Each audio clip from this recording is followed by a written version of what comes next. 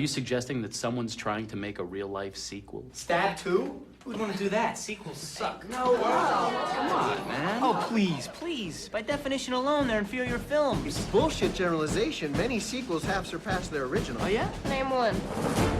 I'll be back. Freedom, you're my older brother, and I love you. But don't ever take sides with anyone against the family you live. Never. I just can't believe you came here and did it again. You guys give up, or you're thirsty for more? Welcome back, ladies, gentlemen, boys, girls, animals, fish, birds, I guess. I don't know. Whatever and whoever you are, you've found Duel of the Greats, Season 4, Episode 1. I'm Steve. We got Nate. Throw them up. We got... Fours up. Throw them up. What? Like we're in the fourth quarter. Like we're in the fourth quarter. You never seen people do that? They throw up the... No, not at all. I'm learning things already. They do it on, they do it on Seren the... Petro's show on 810. Yeah. Oh, the final Sleep four? with the fish. Sleep with the fishes No, the was fourth right hour. there. I missed Sleep it. with the fishes was right there. You teed it Fourth. up for yourself, and then you just whiffed. I I mean, you missed just let the pitch go by. I'm a little disappointed in you. Take the cliche. Leave. We're the already king. off to a bad No, start, no. guys, on this season. We're, right. we're I'm zoned just in. We're at the just top kidding. of our We're game. lumped in here. So this is Duel of the Greats. We've been doing this now for 3 seasons. It's the beginning of our 4th. If you have been looking up and down, left and right, all across the internet and the podcast spaces for people arguing about movies, well, you're probably not very good at searching because I'm sure there's plenty of that out there. But we love doing this. Our fan, there's 1 or 2 of them out there. They're great. We love you. We're hoping to get some more folks this year, but we'll see. I guess we got to put out some good content for them. This season, we're doing something a little different. Season 1, we had director v. director. We had Steven Spielberg versus Ridley Scott. Season 2, we had director versus director again. Spike Lee versus Martin Scorsese. Last season, we switched it up and we did doppelganger movies. Those were a lot of fun if you go back. Those are movies that released around the same time, about basically the same thing. Your volcanoes, your deep impacts. Anyway, it's all there in the Spotify feed. Those two were not... What did I say? Volcano and Deep Impact? You said Volcano and Deep Impact. That's a Armageddon terrible and Deep example. Impact. That's what he wants. Volcano and Oh, Dante's man. Peak. Anyway, it's been a long day, but we're excited. Again, I'm Steve. We have my esteemed co-hosts, Nate, also known as Skate Carter, for you folks finding us via TikTok. Here I am. I have Beautiful. more to I add. love your enthusiasm. Yeah, people, trust me, people know me. We got Jeff over there, the legal eagle himself, fresh off jury duty. I'm not even done yet. I'm not even done. I can't Yeah, you talk can't about it. I can't talk talk about it. about I'm still on the judge. I'm still on the jury. And then our producer of the podcast. I'm trying to think of a superlative to give you, Brandon, but I don't have it. Our superstar producer. That's all I got. Brandon on the 1s and 2s. Hello. Hit your Preds, socials. the Preds himself. He keeps us running. So, all right. Let's just get into it. What do you guys say? Socials. Oh, shoot. We are on, although we don't post much, but we are on most of the socials you can We're going to think change of. that. We're going to change that this year. In Way fact, to by tell the them time not you- to check out our socials by saying we don't By the post. time you hear this, we may be just posting skeet after skeet, reel after reel. What do they call them? TikToks? We're on TikTok. They're just called TikToks. They're called TikToks. We're on there at Dual Podcast. Get off my for lawn. content. Seriously, were you born at 40? What's that? Vine was my video sharing app, and that's been Yeah. dead and buried for Mine's over a been gone decade for a now. long time, my friend. I know. Get with the But get in the give it now. time. All right. Dual Podcast on TikTok. Also, I believe Skate Carter, he's posting some of our stuff as well. So Indeed, I Everywhere am. else, you can reach us at Duel of the Greats. And you can email us, which some of our listeners have. We love that. At duelofthegreats@gmail.com. Duelofthegreats@gmail.com. Nice and easy. Anyway, we're here. We're ready. So, season 4, what are we doing? What's different this time? We decided, what are some of the more common things that people argue about? We've done some pretty unique things, I think, so far. But one thing that people hit all the time is what's better, the original movie or the sequel? And we came up with quite a few examples of this where there's actually a genuine argument. There's some that there's not really much that can be said. So we left a lot of those on the cutting room floor. But we also got fan input. And we've got quite the list for you. So, without further ado, we're going to kick off this season, with probably the most quintessential example of this. What's better, the original or the sequel? It's The Godfather, 1972, and The Godfather Part II, both directed by Francis Ford Coppola. And boy, I'm excited to hear what you two losers have to say about this. And before we get started, two ground rules we essentially have established that will carry throughout the season. Two arguments that are often used that there's really nothing to come back to. There's no come back to these arguments, because and if you've listened previously, you know how we love to get in the weeds on these things. Yeah, so and they don't really add anything of value to the conversation. And those two arguments are, when arguing for the first movie, well, it's the first movie in the franchise. The sequel wouldn't exist without the first movie. Of course. That's not really a value-added argument.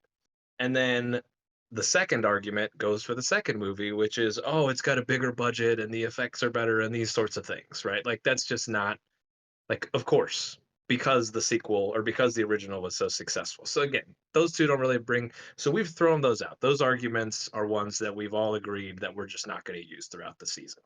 So I think that's important to establish, because if people are like, you should be talking about how it's the first one. Well, that's why we're not talking about it, because we don't really feel like that adds much value. We did agree on this. I cannot promise that I'll stick to it. I'm sure at some point I will have nothing else to argue. I promise that I will call you out if you don't stick to it. I know you will. I can promise that. My favorite type of argument is just the straw man, or even just, I don't know what you call it, but just moving the goalposts. I love doing that on you guys. It's quite fun. But I don't have to worry about that today, because I'm going to be the judge. I'm going to sit and hear your two arguments, your opinions, everything you can muster. And we're going to definitively decide here tonight, what's better, The Godfather or Godfather 2. There will be no other arguments after this. It's unappealable. That's another change. I don't think people will talk about it at all after we've had the final say. So I know. I think Francis Ford Coppola himself will lay it to rest. I think he will. Much like his career after Megalopolis. Oh! Hey-o! Boom! Well, he's not listening to the rest of this podcast. Sorry, Francis. People should go watch. He was about to tune in. He was really excited for what we were going to say to end the debate forever, and now he's gone. Dang it. Oh, wildly successful, being able to do whatever he wants. I envy the man. All right, so Nate, you've got The Godfather. Nope, I've got it backwards. Jeff, you've got The Godfather. Nate has Godfather 2. Correct. The ground rules are, each party is going to get a chance to present 3 points on why their movie is better, why their original or sequel is better than the other. After each point, the other party will get a chance to do a little cross-examination, get in there and mix it up a bit. After both sides have presented their arguments, and we've all yelled at each other for a little bit, well, I guess you guys have yelled at each other, I, the judge, will decide. We'll have a verdict. It's pretty simple, really. It's not that hard. You guys just have to talk about 2 of the most iconic films of all time and convince me, a moron, what the proper answer is. So, I like to think of myself more as an everyman than a moron, but sometimes it fits. All right. I mean, some would argue that the everyman is a moron in our current society. So. Have we looked around recently? Yeah, good point.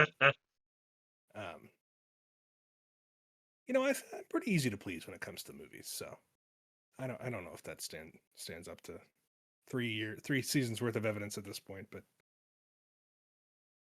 Well, being okay. easy to please does not mean you're not discerning. I appreciate that. You're welcome. You're a discerning fellow. But anyway, so I guess that means I'm starting, right? My Counselor, first you point. have the Are we ready? floor. Okay. Let's do it. Thank you, Your Honor. Good luck.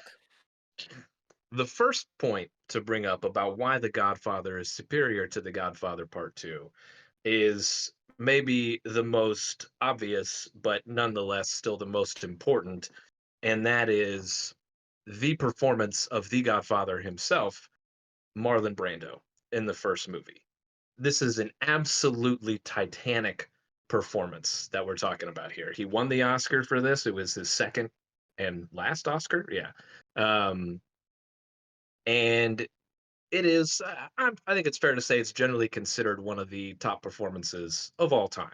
It is just absolutely, for someone with as storied of a career as Marlon Brando, starting out in the 50s. I think it was I don't think he made any movies in the 40s. I gotta have to go back and check, maybe in the late 40s or something. But starting out in the 50s and then his career going all the way to the 90s, and this movie is probably his most iconic performance. Maybe you could argue Streetcar Named Desire was a little bit more just because he's got the big Stella scream, but for most people, just because that movie's 20 years older, roughly, um, I think this would be considered the quintessential performance for Marlon Brando. He ties the movie together. He he propels the movie, right? He is the every sort of gangster movie or gangster anything or mafia related anything in media sort of follows this sort of same idea of having this central character that propels the narrative and then leaves this huge wake behind him, and everybody has to sort of fight it out in those ways. You look at like The Sopranos, right? And it was designed that way, right? There's a very, very big through. I mean, they in the very first episode of The Sopranos, they referenced The Godfather. This was a clear influence for one of the most seminal TV shows of all time, and so much of that is because of what Marlon Brando brings to this table. He is able to not only give the fantastic performance that he gives, but then lifts everybody else when they're with him. The interplay between him and his children, the Al Pacino Michael character, James Caan's Sonny character, and excuse me, Jim Cazale's Fredo character, and his daughter as well, Talia Shire. I'm blanking on her characters. Connie. No, wait, that was her husband. What's her name? And then I'm blanking. It's Whatever. I'll look it up. Yeah. So, but his interplay with all those, it's easy to take that role and to just be sort of larger than life and sort of just rip through everything. But he has a different style of acting and a different relationship with all of his kids in the movie, and it adds this sort of layer and definition that we can understand the differences in the characters because of how he acts towards them. And that's such a pivotal piece in the movie, especially with those three brothers, how much of a difference they have in their characters, and how that's displayed on screen. So they don't have to spend a lot of time. I mean, they kind of, talk about it a little bit like, oh, Sonny's a hothead and Fredo's stupid and all this stuff. But those they kind of make those comments, but they don't have to go into it too much because the power of Marlon Brando's acting sort of conveys that to the audience when he interacts with them. And then when he's off screen, when in the scenes when he gets shot, or after I should say he gets shot, and he's in the hospital or whatever, he still has this presence, this power that you're on the screen and you believe he's the Godfather. You understand why people want to follow him. And they sort of start out talking in the movie about how, oh, Godfather's gone soft and all this kind of thing. And then one of the most brilliant scenes is the scene when they're talking to Sollozzo for the first time, the Turk, about he wants Corleone family's help to start to get in the drug business. The Godfather's not having it. And then Sonny starts talking up out of turn and is saying to him, oh, we should do the blah, blah, blah. And then he just sort of turns and gives this look. And it's just a phenomenal piece of acting. And you really understand then at that point, like, that's why he's the Godfather. And I just don't think that there's any performance with that sort of presence or power in the second movie. And I think that's the biggest reason that elevates the first movie over the second. Very strong opening, coming out swinging for the Godfather. Nate, do you have any cross examination? I do. And Jeff said it. One of the really powerful things about the Vito Corleone character played by Marlon Brando, you even said it, Jeff, is when he's off screen and how his presence is felt when he's not there. That's actually what propels and makes the second movie even better. Now, of course, you had to have had that performance in the first movie to sort of feel that power in the second movie. And I'm not for a moment suggesting that Marlon Brando's performance in this film is not absolute genius. But I think that what really propels the second movie and gives it its weight and its power is the fact that he's not there. I'll also call into question you're saying, all this influence, all these mafia films and television shows influences. You look at something like The Sopranos or even something like Breaking Bad. The person they're actually emulating there is Michael Corleone. Vito Corleone, despite being brilliantly acted and of course one of the great characters in all of cinema, is ultimately kind of a one-dimensional guy. He's not a very flawed person.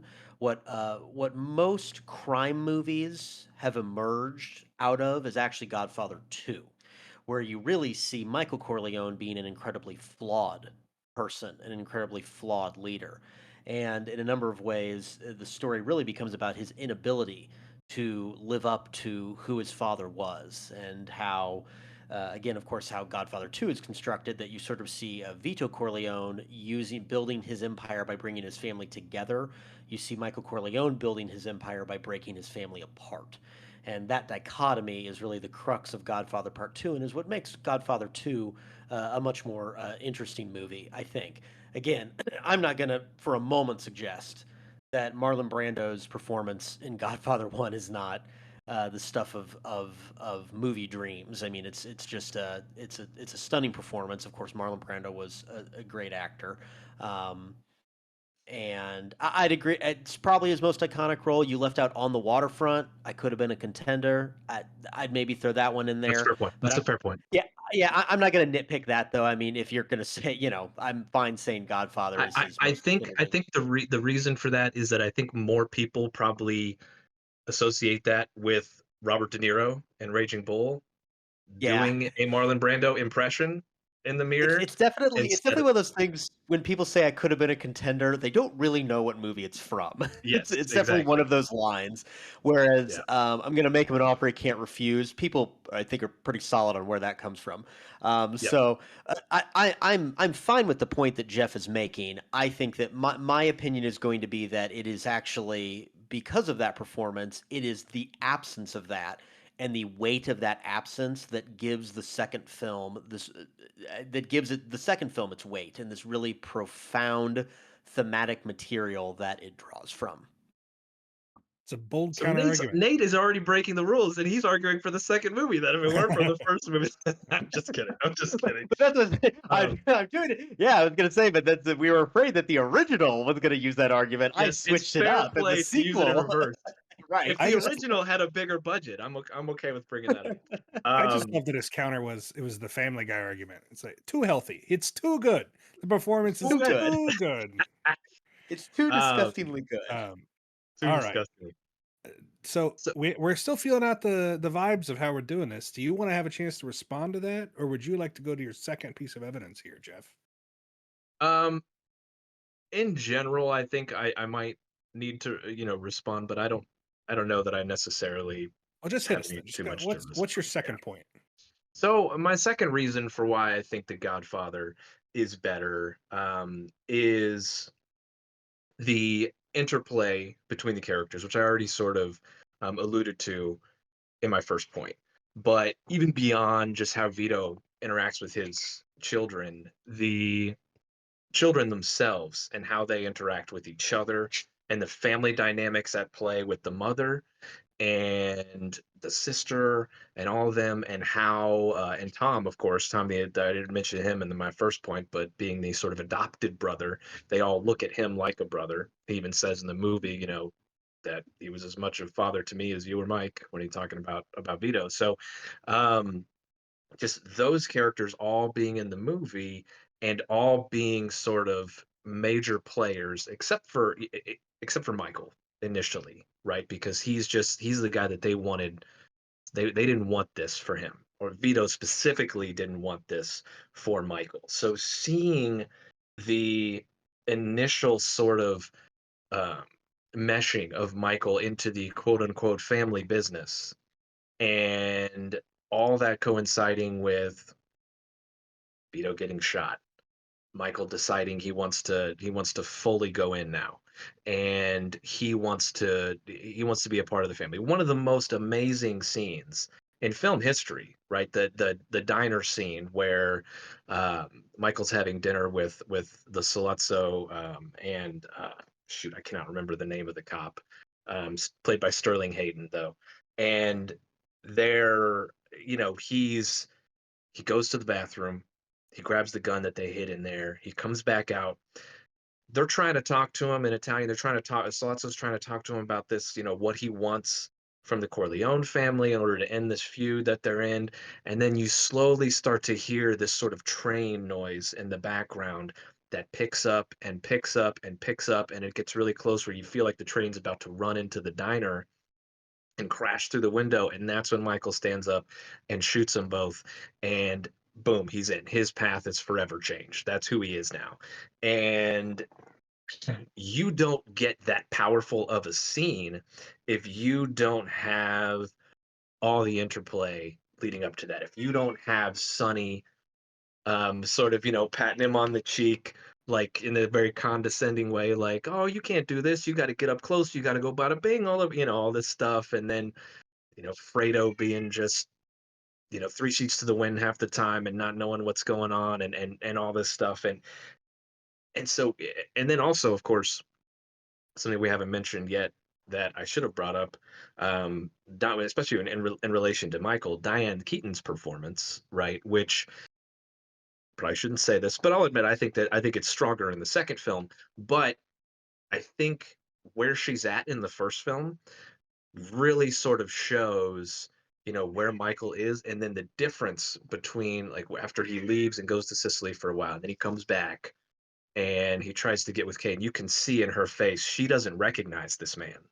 She doesn't recognize who he is, and again, and that it's I don't recall her like specifically saying that, but it's really clear that that's sort of what's going through her mind. And again, this is just all these interplay between all these characters is just so amazing, and it enriches this family idea, and it makes it such a just an amazing family film on top of being the great sort of crime mafia film that it is. And I think there is less of that in the next movie. Sonny's dead. He dies in this movie. Vito's dead. He dies in this movie. Michael is much colder in the second movie. He and his wife are at odds. His Fredo is gone for a good portion, and then when he comes back, they're sort of you don't get this sort of interplay that makes it feel like a family. And I know, based on what you were saying, Nate, that is, and I agree to a certain extent that that's sort of part of the point of the second film. But and while I think it does that well, I think it's one of the aspects that makes the first one better in my eyes. All right. Thank you for that. Nate? I don't disagree with what's being said. I think the family dynamic is more complicated in the second film and is probably a little bit more nuanced. I think that showing the strength of the family, the first film probably does that better. But I think that Godfather 2 has more interesting things to say about the complexities of this family. So I will leave it at that for now until I get to my points. I don't want to step on my own points too much. All right. Jeff, hit us. Third All and right, final point. my final point to why The Godfather is better is the one of the aspects that makes The Godfather 2 so great, but I think can also be to its own detriment, is the sort of split parallel storytelling. It is done about as well as you could possibly ask for any time that sort of that sort of thing has been done in film. But I think because of that, it sort of breaks up the flow of the movie. And so you're going back and you're looking, okay, I got to put my mind back into Michael's trying to move to Vegas and he's dealing with Hyman Roth and he's trying to do all this. And then it's like, okay, well now it's Vito and trying to he's trying to, defeat the Black Hand and trying to help this neighborhood that he's now living in, etc. And so you got to kind of readjust your mindset every time you switch timelines. In the first one, we don't have that. Now, there is a genius to how they're able to parallel the storylines in the second one, but that said, the fact that they don't have it gives you this through line. You can follow Michael through his journey in the first one to an easier degree, and I think it has a bit more of a profound impact to see the change that he goes through, just beat by beat, more so than seeing his sort of rise and how the family's falling apart in the second one, and how that sort of parallels with the because I will concede that you made a great point talking about Nate about how the first movie shows the power of family together, and the second movie kind of shows how that power dissipates when it falls apart.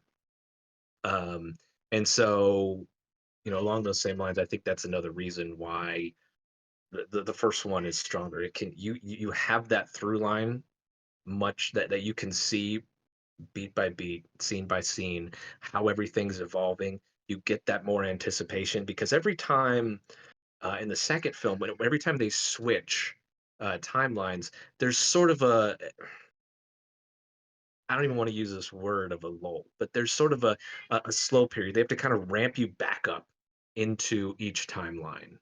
And I think that sort of again it slightly disrupts the flow, I think, a little bit of just how being in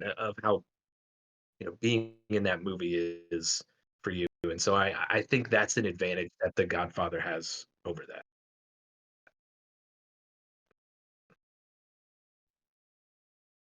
All Over right. the Nate, Godfather feel Part II. free to rebuttal a little bit or just jump right into your points if you want. My rebuttal is going to be my first point. I'm going to go ahead and jump right in if that's okay.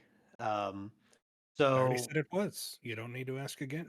okay, thank you, Judge. Um, so Hey, sorry, can you guys hold on 1 second so I can put my cat away? Because I think he's coming through on the microphone when I'm talking. It is, but I it's did adding a hear nice little it's a little yeah, extra something. because It's Corleone kinda Vito has the cat in That's his true. lap. I'll leave it. Maybe I should get him. He looks like Vito's cat too. I'll leave it. I'll leave it. Okay, go ahead. Sorry. Okay. Um, what I'll say is, I think Jeff makes great point. I mean, ultimately, we're arguing here about movies that we both love, and we love them both. So I don't disagree with any of the points Jeff is making. The first thing, though, that's gonna be kind of a rebuttal to his last point. That's my first point. Is that Godfather Part Two is. I think there's an argument to be made. It is the best screenplay that has ever been written. Um, what they did with Godfather 2 was they took these unused elements from the book, from Mario Puzo's original book, of primarily Vito's upbringing and how he came to America, and then they wrote this entirely original script to continue Michael's story. What's really, really genius about that I think elevates it a little bit in my mind over Godfather is Michael's story is really built around a mystery. If you went into the first Godfather movie, the book was very popular, and there was maybe elements of it that you didn't know, but you kind of see the turn that is coming.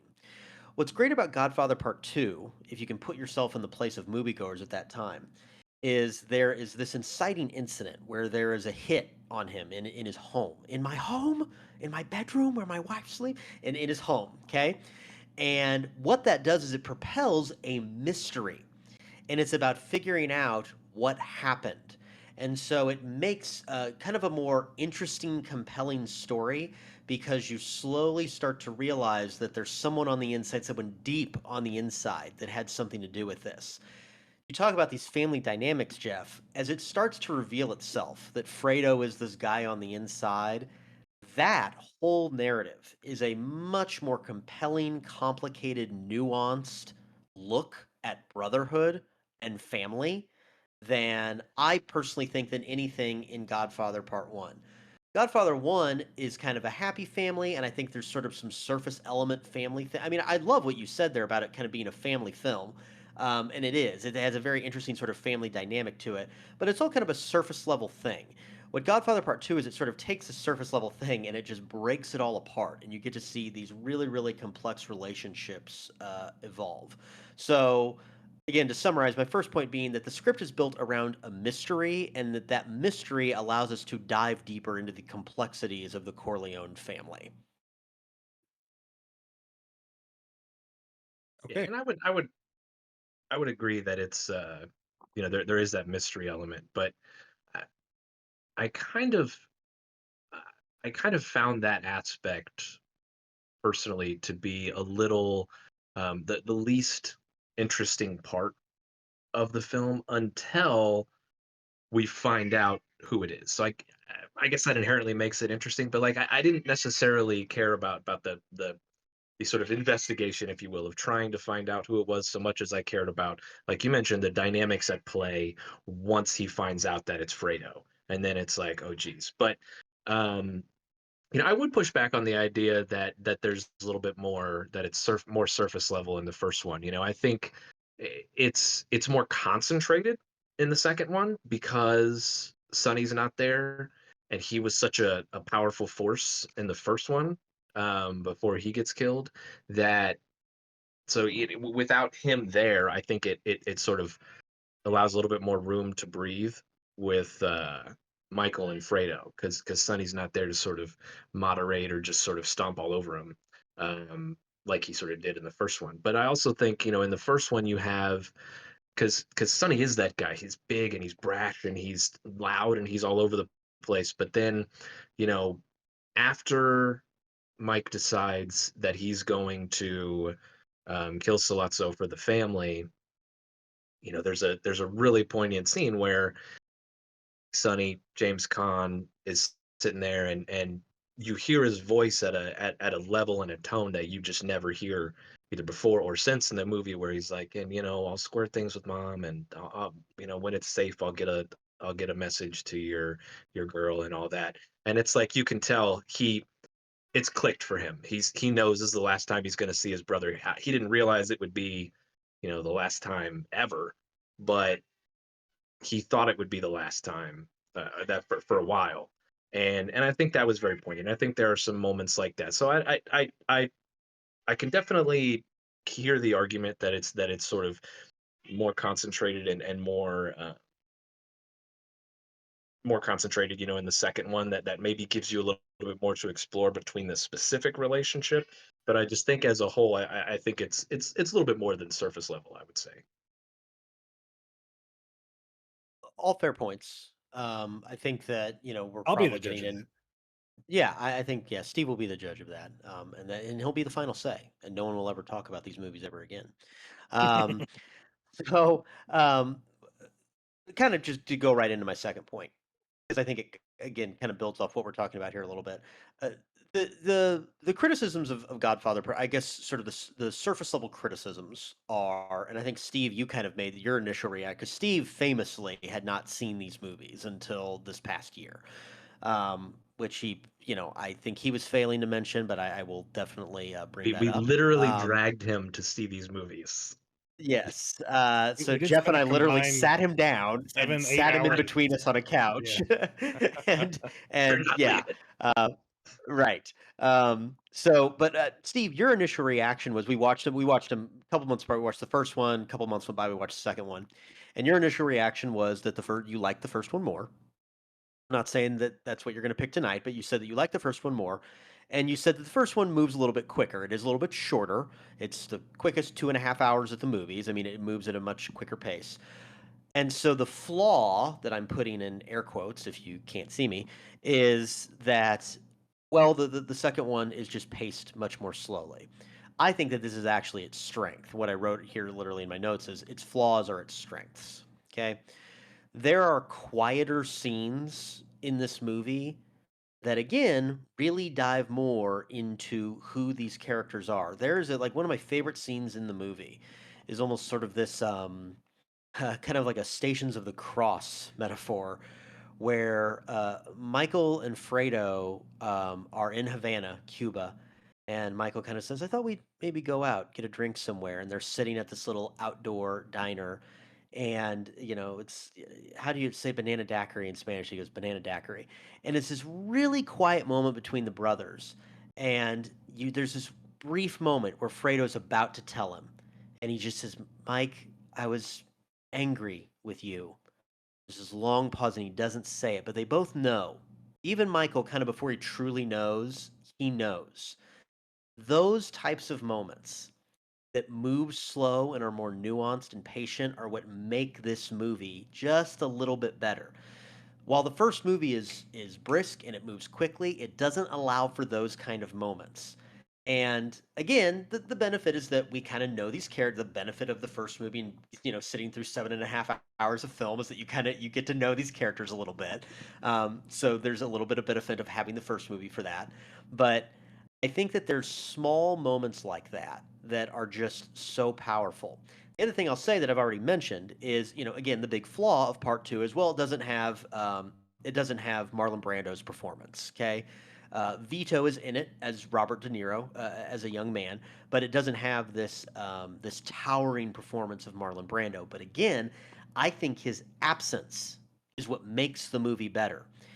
And again, we have the benefit of having the first film, of having the how big that personality was in the first film, but the fact that it's not there, and how somehow with him not there, he still just is breathing into every scene, and Michael is an incredibly frustrated character in part two, and that frustration is coming from trying to live up to his name, and the name of his father, who's not even there anymore, and trying to be the very best man he can, and knowing that because his family's falling apart, because all these things are happening, that even though he's building up the business in a very big way, he's kind of failing, and you're really starting to sense that frustration grow throughout the movie. And of course, it really, in terms of family dynamics, it really blows up when Kay reveals that she had an abortion, that she terminated a pregnancy, and he really sees this as this ultimate failure of who he is as a man. And again, I just think that there's moments like that where, again, the flaw of the movie is that, oh, well, it doesn't have Marlon Brando. I think that the movie is served better by actually not having him there. And I think you're right to an extent. I completely agree with the scenes you pointed out. But then the counter to that is to also mention that there's also, multiple scenes with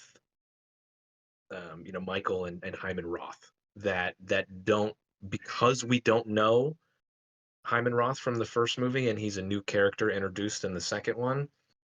There's none of that little interplay. We don't have like a baseline for Hyman Roth to know what his character, what we're seeing yet. And so I think there are some scenes that sort of kind of battle with that idea that there is a little bit more time to add that sort of depth into some scenes, and I agree. But then there's also times where it kind of takes away, and it's like I'm not sure what I'm supposed to feel here. Like the scene where Michael and Hyman Roth are discussing, and the TV they turn the TV really loud, and his wife comes in and turns it down, and all this, and it's like you're not really sure. And I think there is that is sort of the point also of the movie because it's part of that whole mystery aspect. But I, I think at the end of the day, it makes it still goes back to that being the, and not to say that it's not at all compelling, but that it makes it the least compelling part of the second movie. Fair points. And, again, I think it's going to come down a little bit to a preference. But I think my third and final point is I've saved it because I think it's definitely, for me, it's why I think it's the reason that I like the second one more. When you think of The Godfather, you have sort of these very obvious scenes that you think of. You're just thinking of like generally, like culturally, The Godfather, make him an offer he can't refuse, things like this. All of the best scenes are actually in Godfather 2. Every single great Godfather scene is in Godfather 2. Michael giving Fredo the Sicilian kiss. I know it was you, Fredo. You broke my heart. Maybe one of the great. I mean, there was a publication several years ago that ranked that as the single greatest movie scene ever, and I don't necessarily disagree with that. The chair conference, what I call the chair confrontation, where the two brothers are talking and Fredo is in this very I have no other way to put this, like very emasculating chair where he's like almost laying completely flat and he's just completely, it's just acting masterclass. It just, he's completely breaking down. That's not the way I wanted it. I'm smart. People say I'm not, but I am. I'm smart. It's so great. And then, of course, the final scene. And again, going back to the absence of Vito, the final one of the final shots of this movie is Michael Corleone. It flashes back to him basically telling his family that he has joined the Marines right after the bombing of Pearl Harbor. His family gets real pissed at him. Sonny gets real pissed at him. But then they all leave because it's Vito's birthday, and so Vito supposedly, like off screen, has just come in the door. They all leave and leaves Michael sitting alone at the table smoking a cigarette. And it just brings the whole story together of how ultimately what he does is he breaks his family apart, and none of these people are even there anymore, and he's at this table by himself. It's one of my favorite shots in the history of movies. And again, the only reason that that shot exists is because they actually wanted to get Marlon Brando back for that one scene, and they couldn't. He didn't show up that day. And I think it's actually better. The scene actually works better for that reason. There's other scene. I mean, first of all, Frank Pantangeli, one of the great Godfather characters of all time. Jeff, you've said that he's like one of your favorite characters in I'll the give you whole that. I series. can't. I'm not gonna argue against Frank Pantangeli. Frank He's Pantangeli a is phenomenal. he's just he's phenomenal. The whole the courtroom scene with him, and then later the aftermath of it was between the brothers. K, great scene. I mean, the lines in this. I mean, you've got Michael Corleone says hello. That's from Godfather Part II. Okay, my offer is nothing. That's from Godfather Part II. I don't feel I have to wipe everybody out, Tom. Just my enemies. That's from Godfather Part II. I had one more. Oh yeah, if anything in this life is certain, is if history have taught us anything, is that you can kill anyone. That's from Godfather Part II. All these great Godfather lines. When you really think about the ethos of the Godfather, it's for me, it's all these scenes in Part II. Obviously, Part One has tons of iconic scenes. Obviously, there's tons of iconic lines that you could quote right back at me from Part One. And we could go back and forth on this all day. My preference is that all these scenes and these moments really, for me, make up a better, overall better film. And for me, that's Godfather 2. Yeah, I mean, and I won't go through everything, but you've got the you can act like a man. You give him an offer he can't refuse. You've got Luca Brasi sleeps with the fishes. I I don't argue that there's a ton of great cultural touch points in Godfather Part Two, but we'd have to go back and see like if we could really put a numerical amount to the cultural touchstones because I You've would got be kind of curious. I horse don't heads in Part 1. I mean, yeah, I mean, horse heads. yeah, Yep, exactly. yep. Don't get me wrong. Like we could go all night and go back and forth. Like they both have iconic moments. So I mean, again, I truly am speaking from my preference that I think that the nuance, particularly the Sicilian kiss and the chair confrontation, the nuance of those scenes, and really the final scene with him smoking the cigarette by himself at the table. just the visual symbolism of all of those things, to me, the weight of those is just a little bit heavier and a little bit greater than anything in Godfather, the original. And I absolutely agree with how much I love that final scene. But I think one of the few scenes that could rival it is the final scene of the first one, where he's in the room, the people come, they kiss the ring, and he shuts the door as Kay watches the door slowly close on her. And emphasizing the separation between the two. Like, they're both phenomenal. And I mean, you kind of said it at the top, right? Like, of your first point, there's no loser here. Steve will Yeah. have to make a very hard choice here, but ultimately, I dearly love both these movies, and there's I can't be angry at any pick, if I'm honest. Yeah, you both have hit on something that I think is going to be a recurring theme throughout this season. There's a reason movies get sequels. Well, at least back in the old days. Now everything gets a sequel, but usually it's because the movie was good, right? And we've managed to pick ones where there is an argument that the second one is as good as the first. So a lot of these, it's going to be very, very hard. And this one is really, really hard. I'm sorry, we're jumping the gun here. I'm standing on your guys' closing arguments. You both get a chance to summarize and pitch to me. But yes, this is going to be tough. My first, I assume. You are the OG, the Godfather Part 1. That's you. All right. Well, so as I mentioned, just the absolute timeless performance of Marlon Brando, the the pacing and through line of the first film, one of the for a movie that's nearly 3 hours, just this one of the most well-paced movies ever. And the interplay of all the characters. I mean, you think about this cast and the uh, um, you know amount of actors that just went into sort of superstardom afterwards. And with Al Pacino being one of the greatest actors ever, Oscar winner Marlon Brando had already won an Oscar. Then you look, Diane Keaton won an Oscar. Uh, just John Cazale should have won an Oscar. Every shout out to John Cazale. Obviously, he passed away a long time ago, but like he was only in 5 movies in his career, and every movie was nominated for Best Picture. Like he was just. I mean, you hit the nail on the head with his performance in Godfather 2 as well, especially that scene. Um, but yeah, it's just normally a cast like that with so much talent would be sort of maybe difficult to sort of piece together, and it's a credit to Francis Ford Coppola for not only recognizing that talent. Al Pacino was a relative unknown before he was cast. I think most of them were. They might have different levels of it, but most of them, besides Marlon Brando, were not like the titans of the industry that we know today.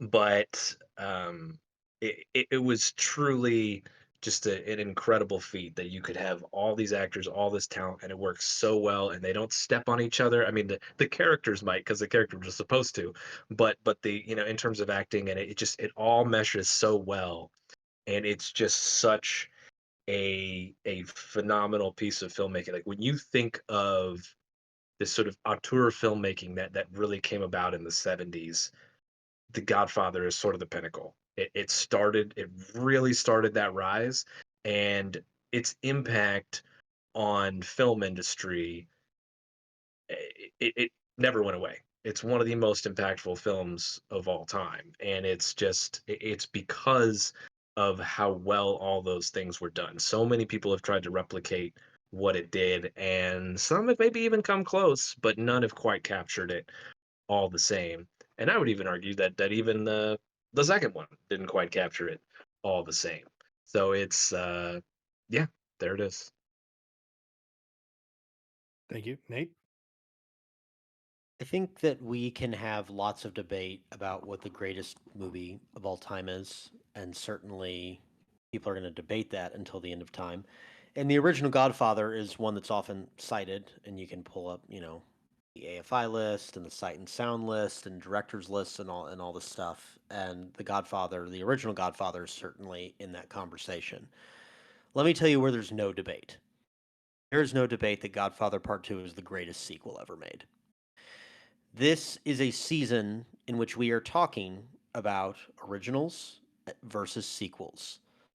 And I think that it would be a crime against our Sicilian ancestors. Steve and I have no Sicilian ancestors, but I'm going to pretend like we do. A crime against our Sicilian ancestors to not give the nod this week to what is the greatest sequel ever made.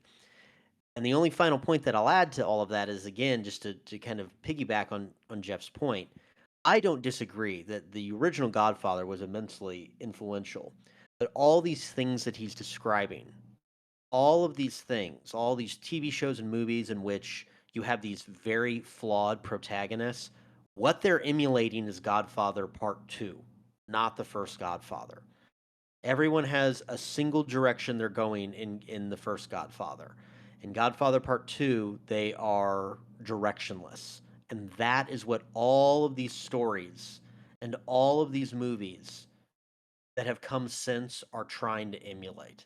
Godfather Part II, in the end, is not just the greatest sequel ever made, it is probably one of the most influential films ever made, and I would say even more influential in its character development and how it has influenced character development in movies and TV shows than the original Godfather. Yeah, some strong closing arguments, gentlemen. You've made me an offer I can't refuse, which is to decide on these films. How do I want to present this? How do I want to break this down? Obviously, it's going to be nearly impossible to say which of these is truly the best. So much of it's going to come down to personal taste, preconceived notions, trying to set all those aside. But, oh man, this is tough, guys. I'm still waffling right up to this moment right now. And I'm trying to stick to our rules.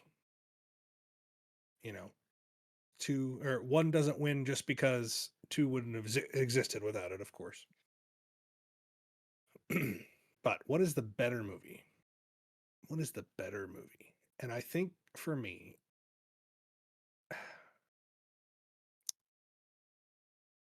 the original Godfather just barely edges out the second one. I think you hit on the reasons, Jeff. It is, again, some of this is personal taste, but I think the dual structure, which is an achievement in filmmaking of the second one, that Robert De Niro as young Vito and Michael as the Godfather, it does take away some of the forward momentum of the movie. And I think you hit on that, Jeff. Whereas the first Godfather is just, it's a straight shot. It's got its own mystery. So while I appreciate the mystery of who put the hit out in number 2 drives the movie, there's, we know that there are all kinds of essentially, we'll call them mob shenanigans for to make it a fun term. Who's out for the Corleone family? We learn eventually it's one of the other. I can't remember which one it is now. Barzini. Yeah, Barzini. So, I mean, it's not like there's no mystery in the first one. It's not just simply a rote telling of a story. There's some things that are revealed as it goes on. And this is where I think some of my personal taste came into it a little bit. The dual structure, you're seeing Vito's rise along with Michael's fall, that's pretty freaking poetic. But to me, it almost would have worked better to see the two rises mirrored in one movie. I realize that didn't really work based on how the book was written and the screenplay and all that, but it doesn't feel out of place in the second one because, again, this is a dang near perfect movie, but it's just these little things. And then the thing that puts it over the top, try as you might, Nate, to discount the the gravity of Marlon Brando. His presence does add something. And while his loss is felt in the second one all throughout the second, in his fairly kind of short screen time in the first one, I mean, compared to some of the other characters, he just makes such an impression. And I think gravity is the best word. He has this both gravity and gravitas, but gravity in terms of the whole story is centered around him. But then when he's on screen, he has this just presence that's magnetic. I don't know if this is the right answer, but you know what? There's no appeals, so you're There both is no screwed. wrong answer to this one. That's the best That's part. true. That's true. It's an interesting thought I had, when talking about the dual structure, like just to think about how film and probably more broadly speaking, entertainment has changed. Like in the modern day, that would have been two movies or like a movie and a Yeah. TV show or something, would have been like The Godfather, and then The Godfather Part II would have just been Michael's storyline, and then they would have had, a streaming movie that was Mhm. The Sopranos recently had their Right. Many Saints of Newark prequel. It would have been something like that probably in modern day. And thank God it wasn't made in modern day because it's so much. And another thing, and I was just Nate as the resident film historian, like in terms of a dual structure like that, like Godfather Part Two has, did that sort of invent that? Like, is there another movie that you can think of in history that sort of employed that technique before they did? There were others. Godfather Part II certainly popularized it. I mean, there were like even silent films that kind of They did. utilized Okay. that's like even you go all the way back to like what's the old Griffith Intolerance, like which tells kind of the dueling stories of like intolerance and ignorance. I mean, there's really old examples of it. Godfather Part 2 definitely popularized it for modern audiences. And the reason it was such a big deal is because they they took these elements for the first movie from the book and made the first movie. Um, and then it was kind of when they made the second one, it was like, well, how are you going to make a second one? Like, is it just going to be because you kind of because the first move the book ends roughly where the first movie ends in terms of Michael's story. It's kind of him now. He's the head of the crime family, and that's it. So there was sort of this thought of like, well, is it like just a prequel? Like, do you go back and you just do Vito's story when he's like a little boy and that's it? And so for them to do that, but then add on, like write an original story to continue Michael's story was what made it so inventive and so clever. And people, I think, again, the book was so popular that I think that's what made that aspect of the movie I don't know if groundbreaking is the right word, but that's what made it feel so groundbreaking. It's like, oh my god, like the author of the book, because Mario Puzo also wrote the screenplay with Coppola, so it's like the author of the Two-time book Oscar went, winner for those two yeah, screenplays. like Mario Puzo, like that is a unique thing that an author of a book would go back and continue and write an additional part of the story in screenplay form just for a movie. Like he didn't go back and write another book and then they have it based on a book. Like he literally just wrote it for a movie. Even today, that's kind of a unique thing. Authors don't really do the even best-selling authors don't do that. So that's I think kind of why the script was such a special thing at the time. It was You incredible. know, the best part about this movie and sequel is they were so good and so amazing, they stopped and they didn't make another movie. That's the best part. I know the best part. No Godfather Which 3. Don't even worry. Don't even look it up. It's not there. It doesn't exist. would you uh, guys like to know the fan vote? Yeah, let's hear it. Yes. What do they Okay. say? So I did this on TikTok, Instagram, and Threads. Between those three, I got about 200 votes. So it was a little bit different on each one, but actually it came out to about the same on each one. It's about a 60-40 split for Are you tallying all these together, or are you averaging the results? I'm averaging the results. It gives me like the percentages, and I'm just averaging the results. And it wasn't close enough that I felt like I had to like go through and tally them. It's about a 60-40 split for the original Godfather. So about Oh, all 60% right. of our fans voted for original Godfather, which in a general survey like that, I wasn't too surprised to see that. Um, Interesting. That's so interesting. And We, it's, yeah, it's, it's, I feel like it can be fluid too. Like, I, when I was a kid, I first saw these two movies. I always liked the second one better, and I liked that dual storytelling. And I don't know what it was about later on in life that I gained a greater appreciation for Marlon Brando's performance. It might have been my wife was never a huge Godfather fan, but one time for one of the anniversaries of The Godfather, it was playing in theaters, and she and I went and saw it in the theater, and she said it completely changed her perspective to see it in the theater. So I don't know if maybe seeing it in the theater maybe made his performance hit more for me, or just being older. I'm not sure, but that's sort of it. Kind of shifted at some point in my life where I was just like, this is why. So I've definitely had periods of my life where I've thought either one was better. And again, it's hard to go wrong with these two. I think in our very first episode ever, or maybe our second, it might have been our second episode when we did Jaws versus Alien and we were comparing Spielberg. Yeah, it was our second episode and we were comparing Spielberg and Ridley Scott. I ultimately argued for Jaws and I said, here's how I know Jaws is better because I can literally to any room in the world go, ba-bum, and every single person knows from a two-tone hum that I can make that I'm talking about the movie Jaws.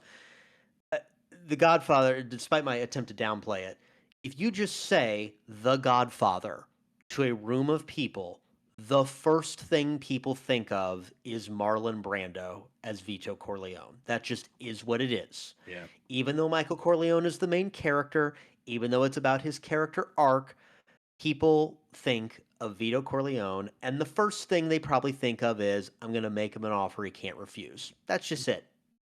And so if we're playing the culture game, even I will, I will admit that and resign myself to the fact that, Godfather 1 culturally, I think just weighs a little heavier. Well, I think, may I make a proposal, gentlemen?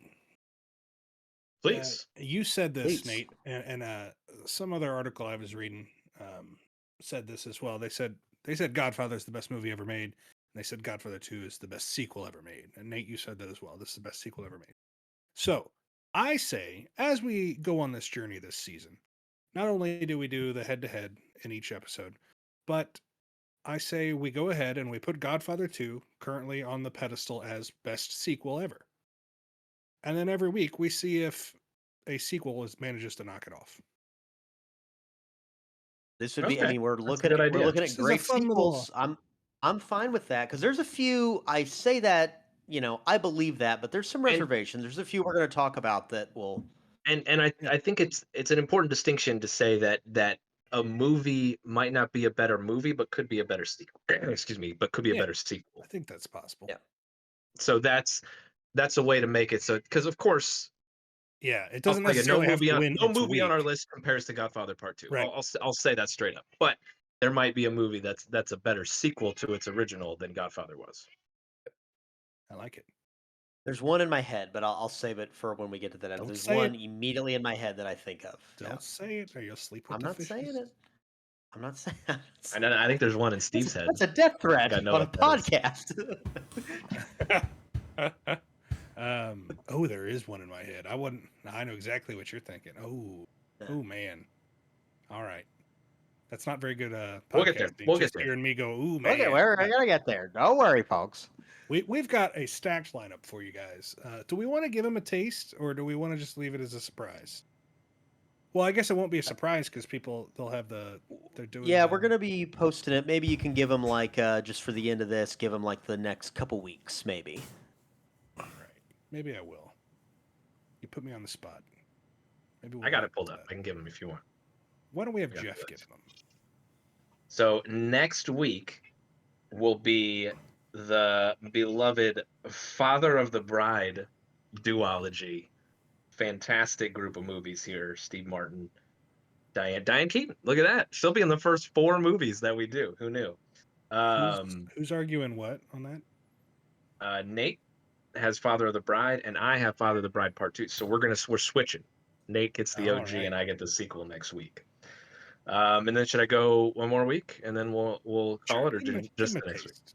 All right, then the following week after that would be another really exciting one, The Terminator and Terminator Part 2. And for that one, so this last, if you're with us last season, we sort of randomly assigned movies to one of us, but we've already predetermined these for this season, trying it out this way. So Steve will have the original Terminator, and then I will have Terminator 2 that week. So It's gonna those be are fun. there's your little taste, and we've got It's gonna be the folks. best We got season yet. 14. We got 14 episodes. I think this will be the longest since our first season, I believe that's right. Yeah. because I think that was 15, and then I think the other two have been 13ish. So jam-packed season, and we got a very our final one is a very special one. So you'll have to stick with us for that episode. But yeah, that's what our next couple weeks are looking like. All right. Well, it's been fun. Everybody listening, we appreciate you coming on this journey with us. It's going to be fun looking at some of these classics again. Socials. That is the ghost of everyone. Socials. All right. At Duel of the Greats on everything except for TikTok. TikTok, we are at Duel Podcast. And you can email us at duelofthegreats@gmail.com. Send an email. We might read it. That's true. We have before. We probably will. We've only gotten like 5 in we've in read 3 just years. about So every email, I think. we'll read. You can write us anything, and we'll probably read it out loud on the show. hold So on. just go crazy. No promises, though. All right. Well, thanks for tuning in. We'll see you next week.